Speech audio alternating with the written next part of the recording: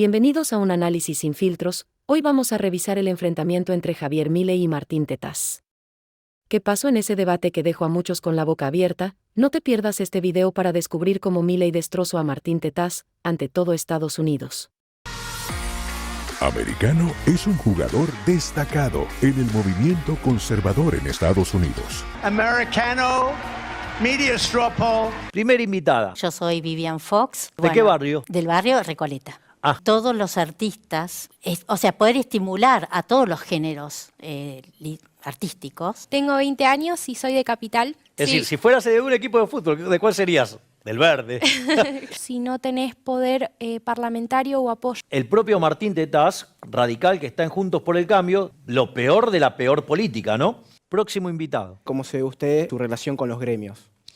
Conocido como Congreso, así que estoy cerca de esa caja. Sí. Impresionante. Sí, cerca del nido de ratas.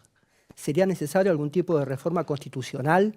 ¿Cuál sería tu actitud en el caso de que llegues al gobierno? Si encontrás algún funcionario que obre mal, que roben. Mi nombre es Viviana, soy de Villa Pueyrredón, soy profesora de electrónica, por eso mi pregunta relacionada con educación. Quería saber cómo implementarías el tema de los vouchers educativos. El presupuesto. Pero más allá de las cuestiones del dibujo, que ahora las vamos a discutir, lo primero que hay que tener en cuenta es que es absolutamente invotable, porque es inmoral. Desde la perspectiva de un liberal libertario, no se puede aprobar un presupuesto que tenga déficit fiscal, porque básicamente cuando hay un déficit alguien lo tiene que financiar. Entonces una alternativa es financiarlo con deuda, que es algo profundamente inmoral. ¿Por qué? Porque la deuda son impuestos futuros, y eso quiere decir que la fiesta de hoy va a ser pagada por aquellos que no votan, por nuestros hijos, por nuestros nietos y hasta por personas que ni siquiera han nacido aún. Ese es el primer punto. Otra cosa es que sea financiado, ¿sí?, con monetaria. ¿Y eso qué va a generar? Va a generar inflación, es decir, va a generar impuesto inflacionario, va a generar distorsión en el funcionamiento del sistema de precios, va a terminar llevando a la economía a hacer una mala asignación de los recursos, que a la postre va a terminar con la destrucción del capital y va a terminar implicando menores niveles de productividad y salarios reales menores.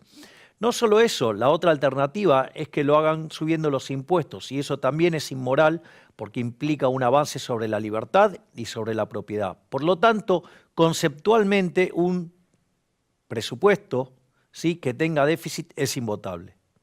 Además, un presupuesto que tenga, por otra parte, aumento de los impuestos también es invotable. Por lo tanto, hay ya una primera situación, una primera instancia por lo cual ese presupuesto no es aceptable desde el punto de vista de un liberal. No solo eso, también tiene problemas de dibujos. Por ejemplo, asume que la inflación va a ser del 60%. Eso tiene dos problemas.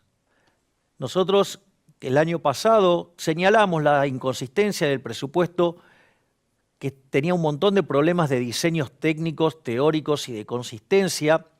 Bueno, este año presentaron menos números y menos consistencias que las que se presentaron el año pasado, seguramente para aminorar la cantidad de críticas. Pero ¿qué es lo importante? El año pasado se asumía una inflación del 33%. Nosotros señalamos que dada la aceleración que estaba trayendo la inflación, era muy difícil de alcanzar ese número y que si no se corregía la cuestión monetaria, eso podía derivar en una aceleración inflacionaria y llevar la inflación a cerca de los 3 dígitos. De hecho, la actualización de los números para este año, el propio gobierno está estimando que va a cerrar con una inflación del 95%. Es decir, una inflación que está en línea en lo que son los últimos 8 meses anualizados. Pero también hay que contarle que la inflación punta está en el orden del 125% anual. Por lo tanto, Argentina está con un problema grave. Además, al margen de esa situación, uno tendría que decir, bueno, pero ¿qué condiciones hay para que básicamente podamos llegar a una inflación del 60%? Y la realidad es que hay un ajuste fiscal, ¿sí?, pequeño, por decirlo de alguna manera, si se puede decir, pero que tampoco implica que cambie mucho el resultado financiero, porque el aumento de la carga de los intereses se termina comiendo algunas de las recortes que está haciendo el gobierno. Y ahí entramos en otra cuestión más, porque se espera un 60% de inflación, pero el gasto estaría aumentando 70%. Es decir, que en términos reales los políticos no pierden. Y otro punto que también es muy importante, cuando uno quiere hacer estas estimaciones de inflación, la única forma para poder hacerlo de alguna manera razonable es si la demanda de dinero es estable.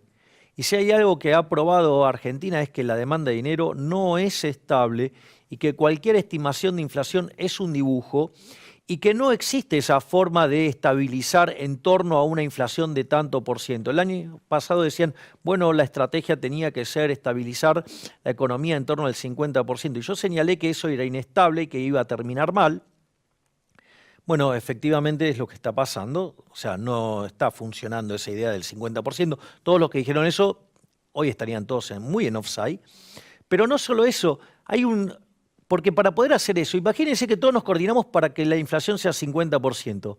Y entonces si nos coordinamos para que sea 50 o para que sea 60, ¿por qué no nos coordinamos para que sea 10 o para que sea 0?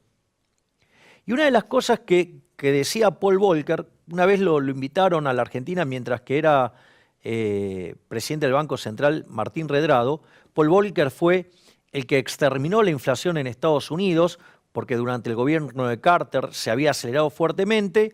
Después, el experimento Volcker, como se llama, o sea, aplicó una política monetaria muy restrictiva, logró bajar la inflación fuertemente, inflación que ahora reapareció de la mano de los demócratas con Biden a la cabeza. Seguramente si estuvieran los republicanos estas cosas no pasarían, pero digo, dada la laxitud de los demócratas, así estamos. Pero al margen de eso, le preguntaron a Volcker, entonces, ¿cuál era la única tasa de inflación que no generaba derrame? Y yo creo que por eso no lo invitaron nunca más, porque dijo la única inflación que él conocía que no generaba derrame era 0. Entonces imagínense con una inflación del 60%. ¿Qué puede pasar? Y cualquier cosa. En especial porque Argentina viene de tener una crisis con la demanda de dinero. Y si a esto le sumamos que la inflación es siempre y en todo lugar un fenómeno monetario que se genera por un exceso de oferta sobre la demanda de dinero, bueno, Argentina también tiene un problema ahí. Porque Argentina tiene un problema con la emisión pasada, con la emisión presente y con la emisión futura. Tiene un problema con la emisión pasada, ¿por qué? Porque la política monetaria tiene un rezago que oscila entre los 18 y 24 meses en Argentina. Eso significa que si yo empiezo a mirar para atrás, este gobierno en sus 2 primeros años emitió por el equivalente de 11 puntos del PBI. Es decir, emitió por el equivalente de 2 bases monetarias. Bueno, eso quiere decir que la cuestión de inflacionaria va a venir fuerte por todo lo que se emitió en el futuro. Otro problema más que tenemos es el tema de la emisión presente. Es decir, el gobierno está emitiendo dinero mientras que compra dólares soja a 200 y los vende a 140. Todo eso le genera un aumento del déficit desde esas operaciones del Banco Central, que el gobierno en realidad le coloca letras intransferibles al Banco Central y lo paga el gobierno, pero en el fondo está acumulando un montón de pérdida y que se está financiando con emisión monetaria, y como esos pesos emitidos no se quedaron en los instrumentos en pesos que pensó el gobierno y quieren comprar dólares, entonces ¿qué hicieron? Ahora pusieron más restricciones en el mercado de cambios, exacerbando más el exceso de demanda en el mercado cambiario, que implica un exceso de oferta en el resto de la economía. Por lo tanto, implica que en el mercado de bonos los bonos caen, los precios de los bonos caen y por ende la tasa de interés sube y eso descoordina el ahorro y la inversión. La caída de la inversión impacta negativamente en el nivel de actividad, impacta negativamente en el nivel de empleo, los salarios reales caen, los números de la pobreza suben y los de la indigencia también y se produce más presión sobre las cuentas públicas. Fíjense que el propio gobierno en su presupuesto, con una inflación del 60%, está esperando subir esos gastos en más del 100%, que además no es inocente porque es un año electoral. Es decir, están básicamente postulando que van a ser bien prebendarios y bien populistas a los efectos de implementar la política fiscal. Por lo tanto, también eso es un dibujo. Y el último dibujo, para no, digamos, agobiarlos con estos temas tan locales, es que están esperando un crecimiento del 2%. yo les aviso que la economía argentina ya entró en estancamiento, los números de actividad no solo que se están desacelerando, sino que cuando ustedes miran los números mes a mes desestacionalizado, ya empieza a haber ligeras caídas. Eso va a dejar un arrastre estadístico pesado sobre las cuentas y por ende va a ser difícil que se consigan esos números. Y si ustedes además calculan las tasas de interés de arbitraje para Argentina, oscilarían entre el 150 y el 200%.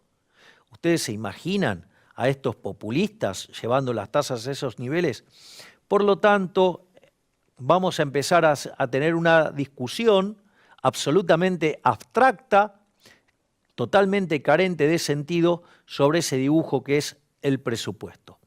Pero bueno, saliendo de esto, ya estamos en condiciones de empezar el programa, pero antes nos vamos a un corte y dentro de un rato volvemos acá en Americano Media, ¿sí? Con Cátedra Libre, el programa donde vos preguntás y yo, Javier Milei, te contesto.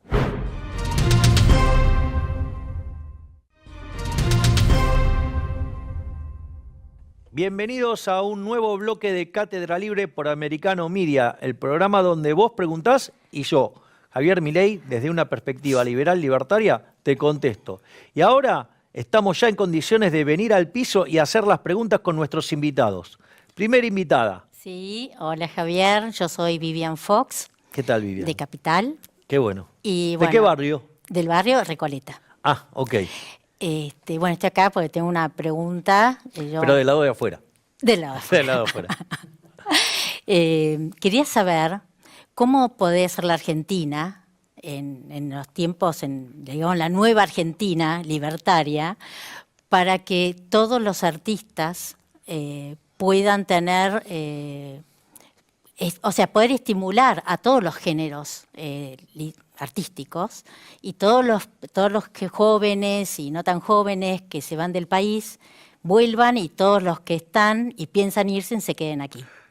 Bueno, voy a ir con la cuestión del arte, que es muy interesante, es muy importante, muy valioso y que permite ver algunas cuestiones. Porque la economía de las artes está muy relacionada también con la economía de los espectáculos y demás. Sí.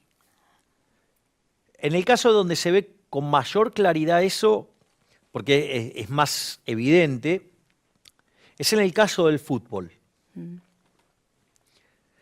Vos fíjate que hoy Argentina tiene una característica respecto a los jugadores de fútbol que tiene. O tiene jugadores muy, muy jóvenes y tiene jugadores que están en la última etapa de su carrera. Es decir, que en el mejor momento de su vida futbolística no están en Argentina, están fuera del país. De hecho, cuando Argentina pasa sus instancias locales y va al plano internacional, Sí. está consiguiendo resultados verdaderamente magros. Es decir, entonces, funciona como un fenómeno local, pero a nivel internacional, Argentina, salvo el seleccionado nacional, que consta de todos jugadores que juegan en el exterior, no consiguen buenos resultados. Y eso tiene una explicación muy importante. O vos fíjate que durante los 90, Argentina tenía buenos equipos con buena performance internacional. El mejor ejemplo era, no sé, el Boca de Bianchi, que no solo obtenía títulos domésticamente, sino que también internacionalmente. Y eso tiene que ver muy fuertemente, los economistas convencionales dirían, con el problema del tipo de cambio real. Es decir, la moneda argentina está muy devaluada. Es decir, cuando vos tomás los salarios en Argentina, son de los más bajos de la región en dólares. Si Argentina, si ustedes miden, a ver, para que se den una idea, el decil más alto de la Argentina en promedio está ganando con suerte al tipo de cambio paralelo, que es el que hay. Te diría que con suerte $1.000 o menos, en realidad 800, por ahí anda. Vos fijate que si vas a Estados Unidos, ¿sí? Vos, alguien, digamos, por ejemplo, un mozo gana $1.500. Un chico que entra en McDonald's, $2.500. Y acá el decil más alto gana en promedio 800. Por lo tanto, tenés un problema grave. Eso lo que hace es que la gente se vaya del país. Sí. Entonces, por ejemplo, los jugadores de fútbol que en lugar de estar en Argentina ganando miserias en dólares, podrían estar en el exterior ganando muchísimo más dinero, ¿qué hacen? Emigran. Entonces, ¿a vos qué te queda? Te queda un fútbol devaluado. ¿Me comprendés? Porque aparte, ¿cuánto puede aportar el ingreso por entradas? Muy poco. Y solamente dependen de poder vender al mundo. Pero dada la degradación que tenés de la liga, también vendés menos porque la gente va a querer verla menos. Por lo tanto, esta situación macroeconómica de miseria coyuntural y estructural, lo que hace es que, por ejemplo, un espectáculo como el fútbol, tengas problemas. O sea, ¿por qué? Porque no tenés un buen producto. Puesto de otra manera, si vos quisieras traer a los Rolling Stones, yo recuerdo, yo a los Rolling Stones lo vi 14 veces. Si vos querés traer a los Rolling Stones, o sea, lo que te va a costar una entrada, un argentino, no lo va a poder pagar. Es decir, entonces no van a poder venir 5 veces o 3 veces y llenar los estadios. ¿Por qué? Porque la gente le está faltando para comer. Hoy Argentina tiene 50% de pobres, tiene 10% indigentes. La gente, por ejemplo, en la provincia de Buenos Aires compra los alimentos racionados, o sea, el azúcar la compra racionada. ¿Por qué? Es más, volvieron las boletas, la boleta, el cuadernito del almacenero para fiar. Entonces, toda esa situación hace que si vos estás peleando para ver si te alcanza para comer y ya no te alcanza, imagínate lo que es aplicarle recursos al arte. Entonces, como vos no le aplicás recursos al arte, los precios que pagás son bajos, por decirlo de alguna manera, y entonces los artistas, ¿cuál es el incentivo? Irse. ¿Vendés? Porque les va a ir mejor en otro lado. Fíjate, los mejores actores argentinos, ¿dónde actúan? En España.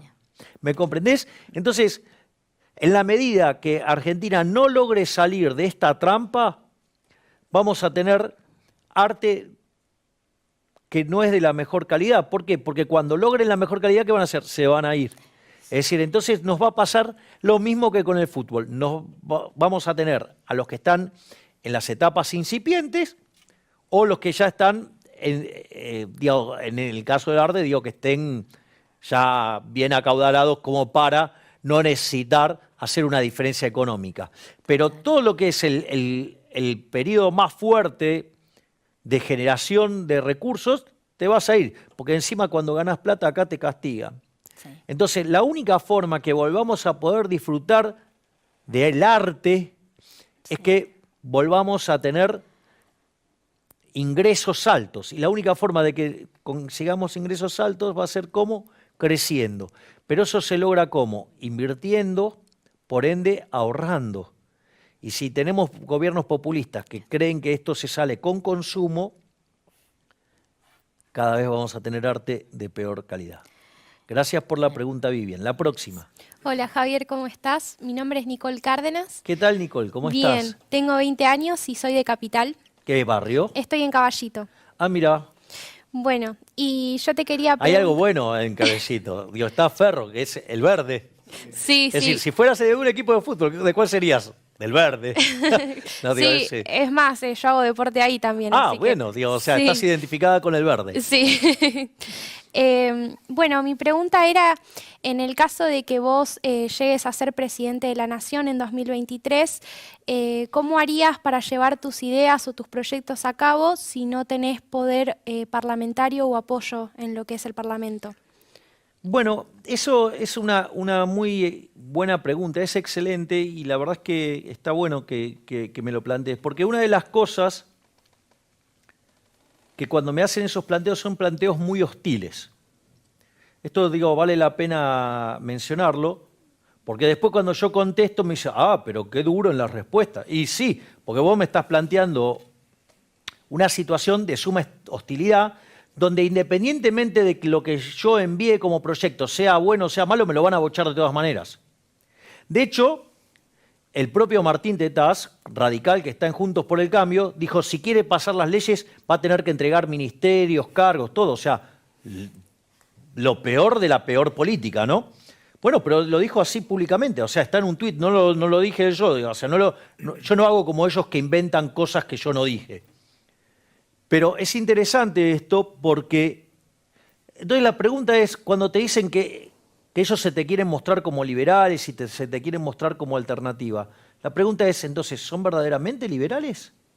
Porque si yo envío un proyecto de características liberales, ¿por qué no habría de pasarlo? Si el proyecto es bueno, si el proyecto conduce a mayor libertad, si el proyecto conlleva mayor bienestar, ¿por qué no lo pasarían? ¿O solamente se opondrían por el solo hecho de que no lo enviaron ellos, como hacen en la legislatura de la Ciudad Autónoma de Buenos Aires, donde sí tienen mayoría y donde sí te revientan impuestos? Y cuando vos le mandás un proyecto bueno, te lo voltean y después se lo apropian y le hacen modificaciones que terminan desvirtuando el proyecto. Entonces la pregunta es, entonces, ¿qué diferencia hay con los kirchneristas que te bloquean todo lo que vos mandás si no es algo que, digamos, lo mandaron ellos? ¿Cuál es la diferencia entonces? Parece que no hubiera diferencia. Se parece que son bastante cómplices entonces en eso. Y la otra es, entonces lo primero que hay que quedar claro es que entonces ellos no están dispuestos a pasar ideas liberales, porque básicamente no lo son, y solamente estarían dispuestos a pasarlo sí, solo sí, es contra cargos, contra alguna prebenda típica de la política. Claro. Por lo tanto, eso es una buena alerta para la gente para que se dé cuenta que de liberales no tienen nada. Es decir, que lo único que le importa son los cargos y ese tipo de cosas. Y después, o sea, con lo cual no son muy distintos de los otros. Y lo otro es, bueno, si me van a bloquear cada proyecto, bueno, aquellas reformas que sean de carácter estructural, como por ejemplo el tema de la dolarización, que en realidad se llama dolarización, pero es todo un proceso que implica la reforma del sistema financiero, llevarlo a Banca Simon, ir a Banca Libre, después dar elección de monedas y después, seguramente los argentinos elegirán el dólar y dolarizamos. Si no lo quieren hacer, si no lo quieren apoyar, llamaremos una consulta popular. Y cuando quede claro que ellos, toda la casta política, está en contra de los argentinos de bien y se encuentren con votaciones 70-30, vamos a ver si siguen votando en contra de la gente y en favor de sus privilegios de casta. Excelente. Muchísimas gracias. Por favor. Bueno, acabamos de terminar un nuevo bloque de Cátedra Libre por Americano Media, el programa donde vos preguntás y yo, Javier Milei, te contesto desde una perspectiva liberal libertaria. Vamos a una pausa y en un rato seguimos. Hasta luego. Slides and sandals for as low as $29.98. And a very special thanks for the amazing support from so many conservative Hispanic Americans in the Americano media straw poll. I got 81%. Is that nice? 81. Bienvenidos a un nuevo bloque de Cátedra Libre por Americano Media, el programa donde vos preguntás y yo, Javier Milei, el liberal libertario, te contesto desde una perspectiva liberal. Ahora volvemos a las preguntas aquí en el piso. Próximo invitado. ¿Qué tal, Javier? Buenas tardes. ¿Qué Mi tal? nombre ¿Cómo es Sergio. estás? Hola, Sergio. Vivo en Capital, tengo 36 años. ¿De qué barrio? Soy del barrio Parque Patricios, del barrio Buenavena. Sí, claro. Hincha de Newell igual. Ah, no sos de Huracán. Y un poquito el corazón lo tenemos. Hace 30 años que vivo en el barrio. Así que, bueno, antes de empezar con mi pregunta, quería resaltar que con la primera invitada vi que lo que dijo con respecto a la libretita no es metafórico, sino que es algo que realmente sucede. Por ejemplo, yo trabajo en el transporte y mi pregunta va a ir relacionada con eso. Nosotros siempre estamos en el bar con el tema de la libretita. Manotás, manotás, manotás. No damos abasto. Bueno, yo quiero preguntarle cómo se ve usted el día de mañana su relación con los gremios. Bueno, ahí también hay una cuestión muy interesante, porque si yo te preguntara desde el regreso a la democracia en el 83, sí, siempre hubo problema con los gremios, sí, independientemente cuál fuera el gobierno, salvo ¿cuál? El gobierno de Menem. Sí. Es decir, el gobierno que terminó con la inflación, ¿no? Digo, Argentina venía de 2 hiperinflaciones, se implementa la convertibilidad Tenemos el Pacto de Olivos en el medio. No, bueno, está bien, digo, ese es un detalle, digamos, de otras características. Pero desde el punto de vista económico, vos lograste el programa económico más exitoso de la historia. En ese contexto, vos lo que tenés es que, si bien la inflación promedio fue 9, se concentró en el primer año y medio, y a partir de 1993 Argentina fue el país con menos inflación del mundo. En ese contexto donde vos lograste erradicar la inflación, el poder de los gremios se desvaneció. Porque en el fondo uno tendría que tratar de entender a qué se debe, digamos, el rol que tienen los gremios. ¿Por qué, digamos, los gremios tienen esa conducta? Y ahí el primer punto es la inflación. Es decir, si vos tenés una economía que continuamente genera inflación, entonces los gremios empiezan a tener un rol más significativo. Claro. Porque cada vez que vos te equivocás con la tasa de inflación, lo pagás con una pérdida del poder adquisitivo del salario enorme y generás un montón de pobres indigentes, y entonces eso lo que hace es que los gremios se tengan que poner mucho más activos. No casualmente el poder de los gremios aumenta fuertemente, ¿sí?, en los últimos 70, 80 años. ¿Por qué? Y porque Argentina empieza a vivir una economía de alta inflación. Primer punto. Entonces la inflación es uno de los elementos que más poder le da a los gremios, sí, y que quedó clarísimo durante el gobierno de Menem, que vos bajaste la inflación y el poder se les diluyó. Primer punto. El segundo punto, que también es muy importante, es que en realidad todas las regulaciones del mercado laboral tienen que ver con que vos puedas defender tu puesto de trabajo. Es decir, quedarse sin trabajo es una situación verdaderamente muy complicada, muy dolorosa para una persona, genera una situación de incertidumbre total, sí, es un malestar enorme. Entonces, en ese contexto, lo que tratan de hacer estas regulaciones es defender el trabajo. ¿Y por qué pasa eso? Porque no hay trabajo. Ahora, ¿por qué no hay trabajo? No hay trabajo porque no hay suficiente inversión. Y no hay suficiente inversión porque no hay ahorro. Y no hay ahorro porque llevamos 100 años de políticas populistas, de políticas de corte socialista, con esto de la idea de la justicia social, de la redistribución del ingreso, que termina castigando al ahorro y que termina perjudicando a la inversión, que se acumula menos capital, que hay menos productividad, hay menores salarios reales, pero al mismo tiempo hay menos puestos de trabajo. Por lo tanto, hay presión a la baja del salario real.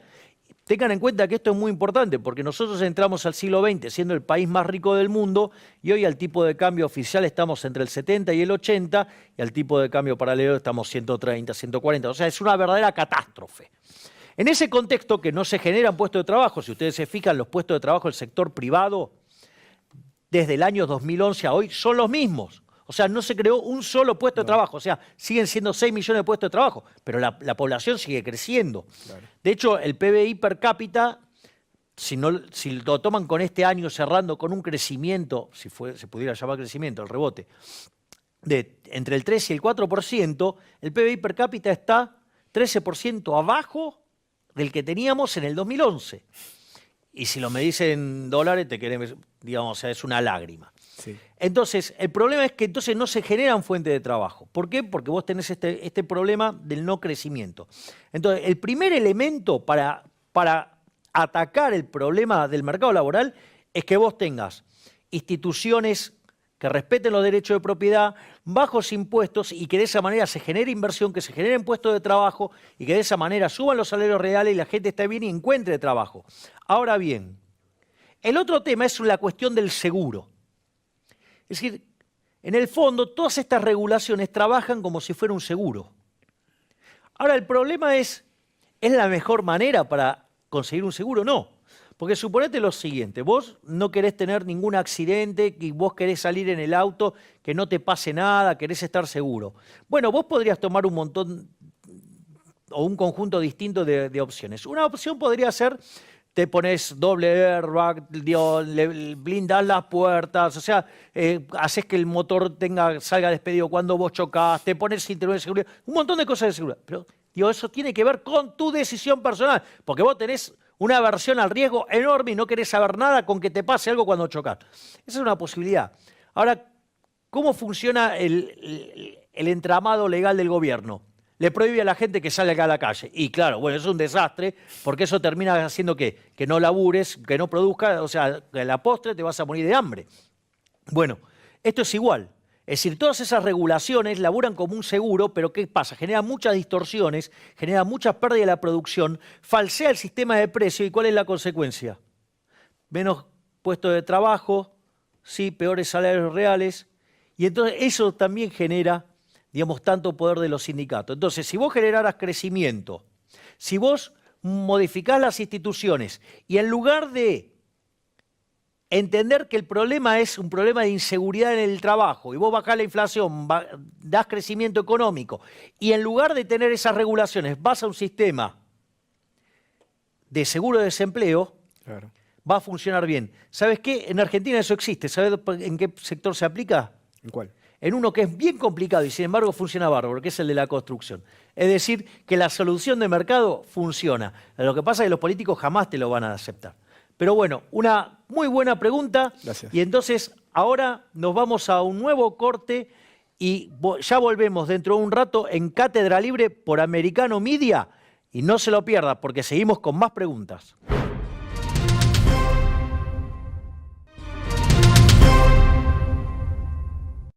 Bienvenidos a un nuevo bloque de Cátedra Libre por Americano Media, el programa donde vos preguntás y yo, Javier Milei, desde una perspectiva liberal libertaria, te contesto. Y ahora vamos a seguir con los invitados, que hoy la verdad se han traído unos invitados fabulosos. Próximo invitado. Hola, Juan. Hola, ¿cómo estás, Javier? Buenas tardes. ¿Cómo te llamas? Me llamo Claudio Pereira, ¿Qué tal, soy Claudio? de Valvanera. ¿Qué tal? Vendría a ser popularmente conocido como Congreso, así que estoy cerca de esa caja Sí. impresionante. que Cerca del nido de ratas. Exacto, es una Mira, yo, digamos, o sea, un día un periodista me dijo, ¿y usted qué opina de la política? Le digo que me equivoqué. Ah, ahora opina bien. Le digo, no, me quedé corto. Son peor de lo que me imaginaba. Así que, Bien. tu pregunta. Bien, la pregunta es esta. Teniendo en cuenta que un tema central del ideario liberal y libertario es la existencia de un gobierno limitado en favor de las personas, de los individuos, y teniendo en cuenta nuestra historia, que se ha construido al revés, se ha construido un inmenso Estado, un gobierno que está en todos lados. ¿Pensás que avanzado un gobierno tuyo sería necesario algún tipo de reforma constitucional para volver a equilibrar eso y que las personas tengamos los espacios de libertad? A ver, el problema es que frente a la convulsión política y económica que existe en este momento, es abrir la caja de Pandora. Es decir, vos cuando abrís la cuestión de la constituyente, puedes salir para cualquier lado. Entonces, y me parece que no están dadas las condiciones para que las personas, la sociedad se pueda resistir un cambio constitucional.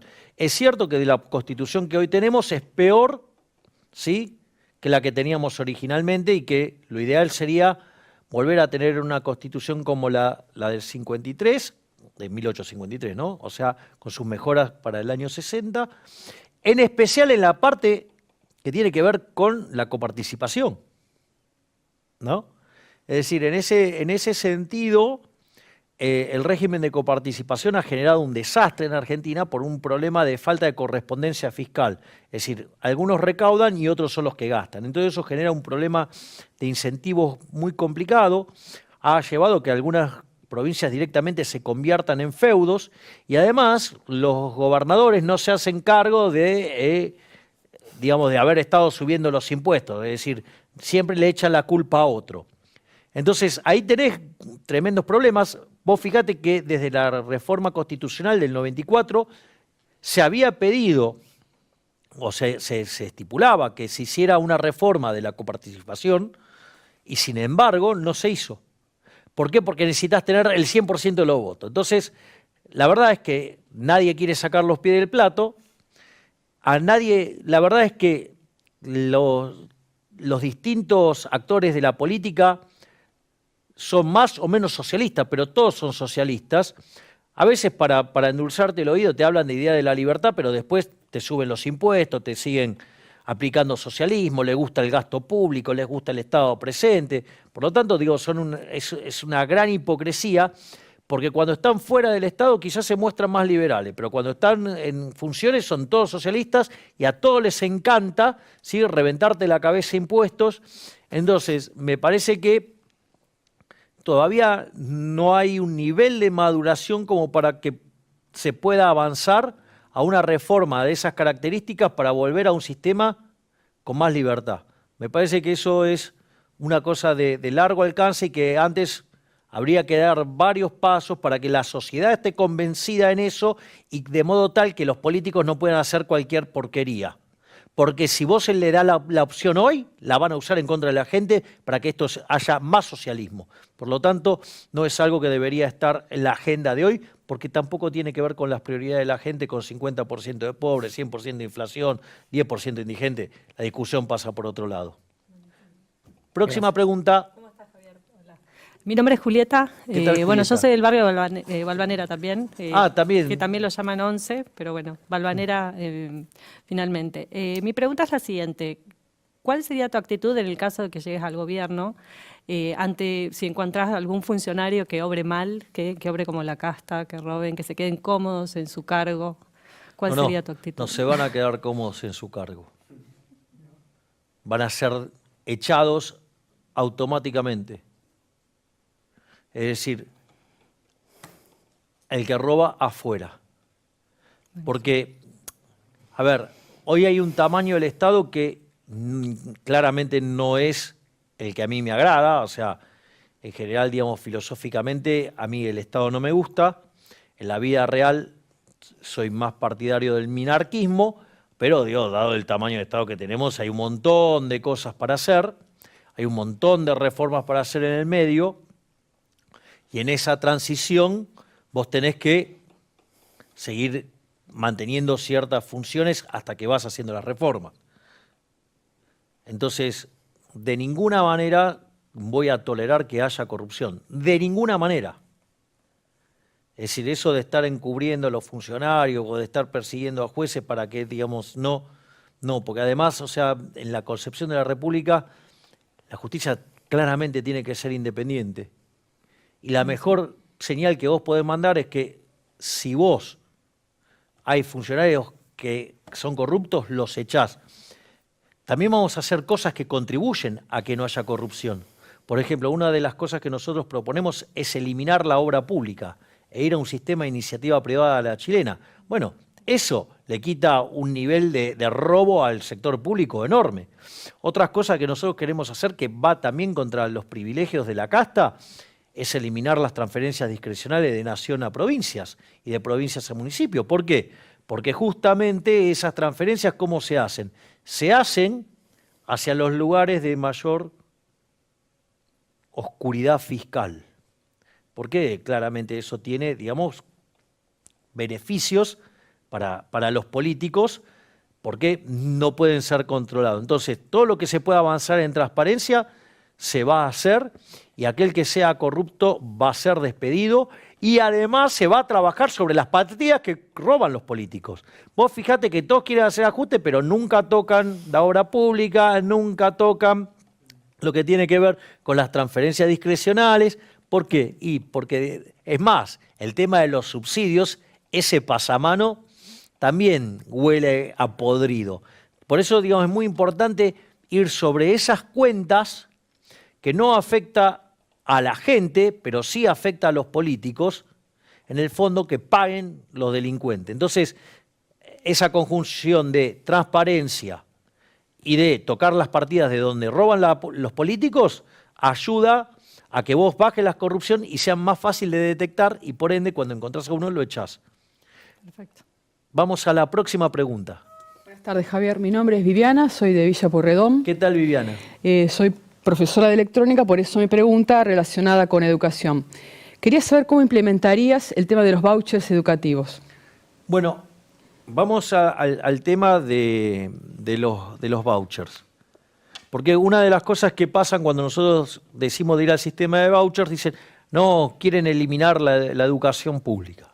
Eso es mentira. Básicamente, de hecho, hay un montón de recursos aplicados a la educación hoy. Y sin embargo, no llegan los profesores la pasan mal, o sea, hay un montón de problemas. Entonces, una de las correcciones que nosotros queremos hacer es, bueno, ok, la sociedad decidió tener educación, la financia vía impuestos, o sea, de hecho, dada la valoración que hace la gente, no tendría por qué caer esa recaudación, o sea, con lo cual esos recursos están, y esos recursos se podría distribuir homogéneamente entre todos los que quieren aspirar a la educación. Pero ¿qué es lo interesante en esto? Es que vos ahora no estás condenado a ir a una determinada institución y a otra no por el hecho de que hay un arancel. Es decir, vos tendrías que pagar una cuota. Porque a vos ahora no te importa, porque vos vas a tener el voucher y lo vas a poder aplicar a la institución que vos quieras. Entonces, ¿eso qué es lo que hace? Que vos tengas una competencia genuina. Porque si no, es como que, por ejemplo, las instituciones de gestión estatal, ¿sí?, estarían haciendo dumping contra las otras, estarían compitiendo deslealmente porque una institución no te cobra y la otra sí. Entonces, igual no hay nada gratis porque se paga con los impuestos. Pero el efecto es que te estás compitiendo deslealmente. Entonces, si a vos alguien te da el voucher, vos podés elegir la institución que quieras, ya sea de gestión estatal o de gestión privada. Pero vos competís. Entonces, ¿qué es lo que pasa? Al darse esa situación de competencia, aquellos que no brindan una educación de calidad, ¿qué va a pasar? Van a quebrar. Ahora, ¿qué pasa? Esos alumnos, entonces, que no quieren ahí, van a ir a otro lugar. Entonces, ¿qué es lo que pasa? Vos decís, bueno, pero ¿se van a quedar afuera? No, porque esas instituciones que dan un buen servicio, ¿qué podrían hacer? Comprarse a las otras, ¿sí? O, digamos, por algún mecanismo, y de esa manera podrían cubrir esa demanda, de modo tal que vos empezás a tener una situación de competencia donde se prioriza, ¿qué? La calidad. La calidad, digamos que a la gente le sirve esa educación ¿para qué? Para llevar una vida mejor. O sea, la educación no es un aguantadero para que la gente esté encerrada en un lugar y no en otro. Entonces, la idea fundamental es que esa competencia, ¿qué es lo que va a hacer? Además, va a hacer que las distintas instituciones, para poder capturar esos ingresos, ¿qué van a hacer?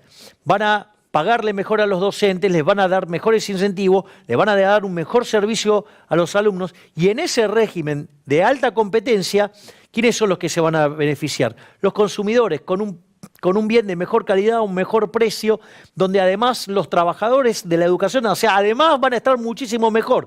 Es decir, todo para ganar, nada para perder. Claro, ¿cuál es el problema?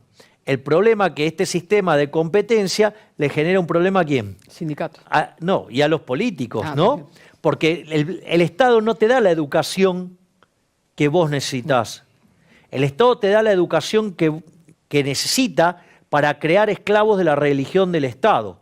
Entonces, lo que hay que comprender es que la educación es muy, muy importante como para que quede en las manos de unos sátrapas llamados políticos. Excelente pregunta. Gracias. Bueno, acabamos de terminar un nuevo bloque de Cátedra Libre y dentro de un rato volvemos acá por Americano Media y les doy las reflexiones finales del programa de hoy. Los veo en un rato.